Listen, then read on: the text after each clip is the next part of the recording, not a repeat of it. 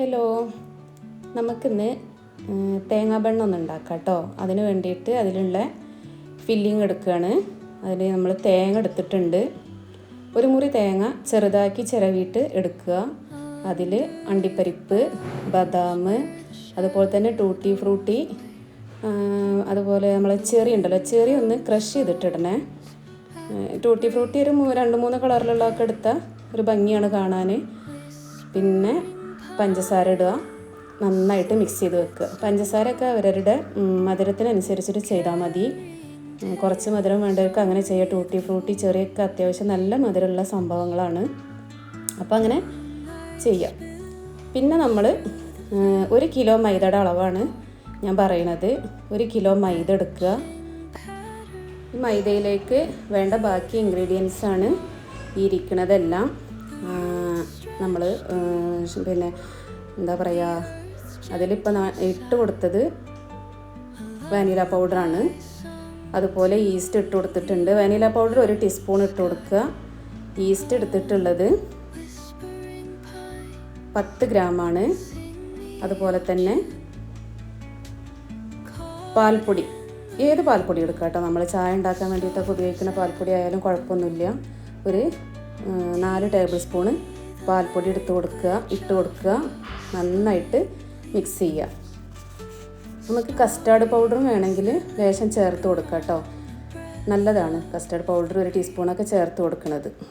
പിന്നെ നമ്മളൊരു 250 മില്ലി വെള്ളം എടുക്കുക. അതിലേക്ക് നമ്മൾ എടുത്ത് വെച്ചിട്ടുണ്ടല്ലോ ഒരു 10 ഗ്രാം ഉപ്പും അതുപോലെ തന്നെ 150 ഗ്രാം ഷുഗറും ഇതിട്ടിട്ട് ആ വെള്ളത്തിൽ നന്നായിട്ട് മിക്സ് ചെയ്തതിന് ശേഷമാണ് ഇതിലൊഴിച്ചിട്ടുള്ളത്. ഇതിപ്പോൾ നമ്മൾ ടീസ്പൂണ് വെച്ചിട്ട് ചെയ്യും പോലെ അല്ല, കൈ വെച്ചിട്ട് തന്നെ ചെയ്യണം. വെള്ളം ഒന്നിച്ച് ഒഴിച്ച് കൊടുക്കരുത്. ഞാനൊരു 250 മില്ലി കേട്ടോ ആണ് പറഞ്ഞത്. അത് കംപ്ലീറ്റ് ഒന്നിച്ച് ഒഴിച്ച് കൊടുക്കരുത്, നോക്കിയിട്ട് ഒഴിച്ച് കൊടുക്കുക. ഒരു ഏകദേശം അളവ് പറഞ്ഞതാണ് കേട്ടോ. എന്നിട്ട് പിന്നെ നമ്മളൊരു കൗണ്ടർ ടോപ്പിലോ ടേബിളിലോ ഇട്ടിട്ട് നന്നായിട്ട് കുഴച്ചെടുക്കുക. കുഴക്കല് ഒരു ദാക്ഷിണ്യമില്ല, നന്നായിട്ട് കുഴക്കന്നെ വേണം. പിന്നെ നമ്മൾ ബട്ടറോ അതല്ലെങ്കിൽ വനസ്പതി, അതായത് നമ്മൾ മാർജറിൻ ഉണ്ടല്ലോ, ആ സംഭവം ഇതിലിട്ട് കൊടുത്തതിന് ശേഷം നന്നായിട്ട് തേച്ച് കുഴച്ചെടുക്കുക. ഒരു അരമണിക്കൂറെങ്കിലും കുഴയ്ക്കുക. അതല്ലെങ്കിൽ ഒരു 10 മിനിറ്റ് കുഴച്ചതിന് ശേഷം ഒന്ന് റെസ്റ്റ് ചെയ്യാൻ വെക്കുക. ഇപ്പം നമ്മൾ ആ നെയ്യൊക്കെ അതിൽ നന്നായിട്ട് പിടിച്ച് വന്നിട്ടുണ്ട്. ടേബിളൊക്കെ നന്നായിട്ട് വൃത്തിയായി വന്നിട്ടുണ്ട്. അത് കുഴച്ചിട്ട് ആ ടേബിൾ വൃത്തിയായതാണ് കേട്ടോ. ആ നെയ്യൊക്കെ ഇട്ടിട്ട് നന്നായിട്ട് നമ്മൾ കുഴച്ചല്ലോ. ഞാൻ ഈ കുഴക്കുന്ന രീതിക്ക് തന്നെ നന്നായിട്ട് കുഴച്ച് കൊടുക്കുക. അരമണിക്കൂർ വേണമെന്നില്ല, ഒരു 20 മിനിറ്റ്. അരമണിക്കൂറൊക്കെ കുഴച്ചാൽ നല്ലതാണ്. കുഴ എത്രത്തോളം ചെല്ലണോ അത്രയും നല്ലതാണ്. നന്നായിട്ട് കുഴച്ചെടുത്തിട്ട് റെസ്റ്റ് ചെയ്യാൻ വെക്കുക. നന്നായിട്ട് നല്ലൊരു സോഫ്റ്റ് പരുവായിട്ടുണ്ടാവും കുഴച്ചിട്ട്. പിന്നെ ഒരു 10 മിനിറ്റ് ഇതൊന്ന് റെസ്റ്റ് ചെയ്യട്ടെ. അതിനുശേഷം നമ്മൾ ഇത് കട്ട് ചെയ്തെടുക്കുകയാണ്. ഇതിപ്പോൾ നമുക്ക് 2 തേങ്ങാ ബണ്ണ് ഉണ്ടാക്കാനുള്ളതുണ്ട്. ബാക്കി ഞാനൊരു സാൻഡ്വിച്ച് ബണ്ണും കൂടി ഉണ്ടാക്കിയിട്ടുണ്ട് കേട്ടോ അതിൻ്റെ കൂടെ തന്നെ. അത് എക്സ്ട്രാ വന്നതുകൊണ്ട് ഉണ്ടാക്കിയതാണ്.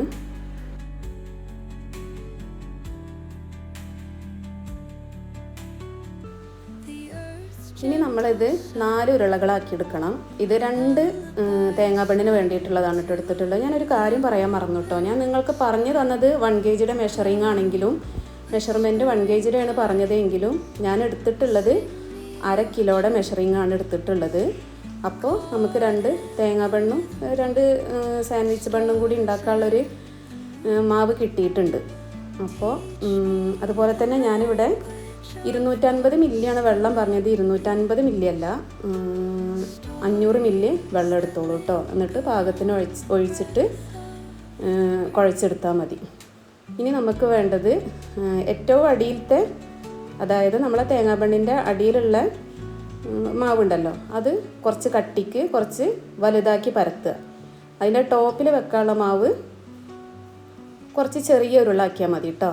അത് അടിയിലത്തേൻ്റെ അത്ര തന്നെ കട്ടി വേണ്ട. അപ്പം ഞാൻ താഴ്ഭാഗത്തേക്കുള്ളതും മുകൾ ഭാഗത്തുള്ളതുമാണ് ഈ പരത്തിയെടുക്കുന്നത്. വളരെ നൈസാക്കിയിട്ട് പരത്തരുത്, കുറച്ചൊരു കട്ടിക്ക് പരത്തി കൊടുക്കുക. എന്നിട്ട് നമ്മൾ അടിയിൽ വെക്കണ മാവുണ്ടല്ലോ അതിൻ്റെ മുകളിൽ നമ്മൾ നേരിട്ടിട്ട് തന്നെ ഇട്ട് കൊടുക്കുകയാണ് നമ്മുടെ ഫില്ലിങ്. അതിന് ശേഷം നമ്മൾ മുകൾ ഭാഗത്ത് ഇടുന്ന ആ ഒരു മാവുണ്ടല്ലോ ആ പരത്തി വെച്ചത് ഇട്ട് കൊടുക്കുക. അതിന് ശേഷം എല്ലാ ഭാഗവും ഇങ്ങനെ അടിഭാഗത്തേക്ക് ഇങ്ങനെ ഇതേപോലെ ഇങ്ങനെ ചുരുട്ടിയിട്ട് വെച്ച് കൊടുത്തതിന് ശേഷം നമുക്കിത് ബേക്കിംഗ് ടിന്നിലേക്ക് ഇട്ട് കൊടുക്കുക.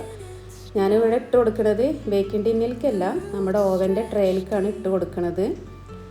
അപ്പോൾ ഞാനിത് ഇടുമ്പോൾ വീഡിയോ ഒന്ന് കട്ടായി പോയിട്ടുണ്ട് കേട്ടോ. നമുക്കത് ആ ടിന്നിൽ തന്നെ വെച്ചിട്ട് ചെയ്യാം, അതായത് നമ്മൾ ഓവൻ്റെ ട്രേയിൽ വെച്ചിട്ട് തന്നെ നമുക്കിത് ചെയ്യാം. ഞാനത് ഇട്ട് കൊടുക്കുമ്പോൾ കട്ടായി പോയതാണ്. അതിനുശേഷം ഇതൊന്ന് പൊങ്ങാൻ വെക്കണം കേട്ടോ. അപ്പോൾ നമ്മളിപ്പോൾ മഴക്കാലമൊക്കെ ആയതുകൊണ്ട് ഞാനിത് ഓവനിലാണ് പൊങ്ങാൻ വേണ്ടി വെക്കുന്നത്. ആദ്യം ഞാനൊന്ന് ഓവൻ നന്നായിട്ട് ചൂടാക്കി എടുത്തു, അതിന് ശേഷമാണ് പൊങ്ങാൻ വെക്കുന്നത്. നമ്മളിത് ചെയ്തതിന് ശേഷം ഇതേപോലെ ഒരു ഫോർക്ക് എടുത്തിട്ട് നമ്മളിങ്ങനെ കുത്തി കൊടുക്കുക, അല്ലെങ്കിൽ ചില ഭാഗം ഇങ്ങനെ പൊള്ളച്ച് വരും, നന്നായിട്ട് പൊള്ളച്ച് പൊട്ടിപ്പോവും.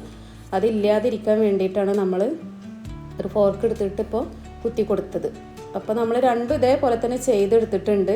പിന്നെ ആ സൈഡിലാണ് കാണുന്നത് സാൻഡ്വിച്ച് ബണ്ണാണ്. അത് എക്സ്ട്രാ വന്നതുകൊണ്ട് ഉണ്ടാക്കി വെച്ചതാണ് കേട്ടോ. അതിനിപ്പോൾ വെറുതെ കളയണ്ടല്ലോ എന്ന് വിചാരിച്ച് ചെയ്തതാണ്. പക്ഷേ ഇതിൽ ഈ ട്രേയിൽ 2 തേങ്ങാ ബണ്ണ് വെക്കാനുള്ള സ്പേസേ ഉള്ളൂ. ഇനിയിപ്പോൾ അതൊന്ന് ഒരു അരമണിക്കൂർ പൊങ്ങി വരട്ടെ.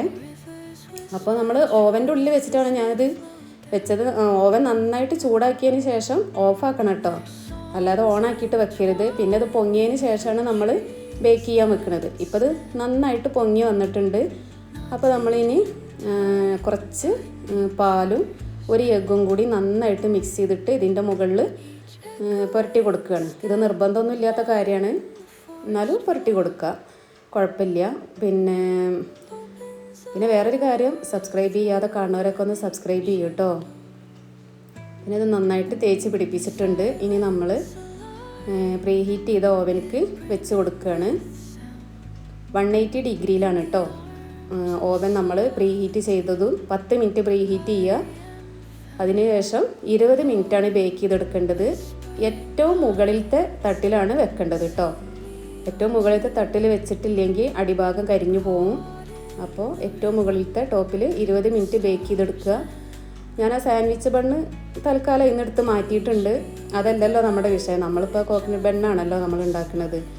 അപ്പോൾ ഇതിങ്ങനെ പരസ്പരം ഒട്ടിപ്പിടിക്കാനൊന്നും പാടില്ല. പക്ഷേ ഞാനത് വെച്ചതിൻ്റെ മിസ്റ്റേക്ക് കൊണ്ടാണ് അങ്ങനെ ഒട്ടിപ്പിടിച്ച് വന്നത്.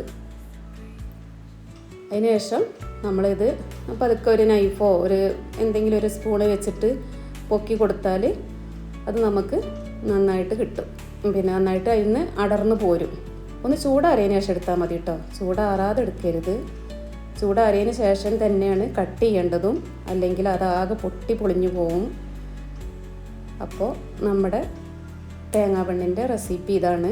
ഇനി എന്തെങ്കിലും ഡൗട്ട് ഉണ്ടെങ്കിൽ കമൻറ്റ് ബോക്സിൽ ചോദിക്കുക. ഓക്കെ, ഈ വീഡിയോ ഇഷ്ടമായാൽ ലൈക്ക് ചെയ്യുക, ഷെയർ ചെയ്യുക, കമൻറ്റ് ചെയ്യുക.